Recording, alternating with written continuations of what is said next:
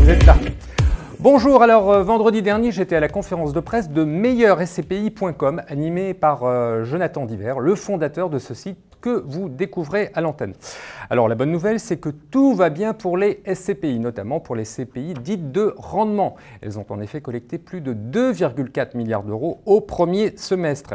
Et c'est 30% de mieux que sur la même période l'an passé, ce qui nous donne une capitalisation totale de 36,4 milliards d'euros, ce qui n'est finalement pas énorme comparé à l'aura de ce placement aujourd'hui dans les médias. Alors, si l'on se concentre sur le seul deuxième trimestre, vous voyez que les SCPI de rendement ont collecté 1,4 milliard d'euros et que ce sont surtout les SCPI de bureau qui ont collecté. Côté rendement, par contre, on est en baisse, mais cela reste tout de même de très bon calibre comparé aux autres actifs de rendement. On est autour de 4,5% sur le bureau et de 4,75% en moyenne sur les diversifiés. Alors, c'était la première fois que j'allais à ce point presse et ce qui m'a plu, c'est le côté exhaustif en matière d'acteurs. Et oui, parce qu'à force de voir nos mails et les médias saturés par les Primonial et autres françaises des placements, j'avais fini par croire que c'était les deux seuls acteurs du marché.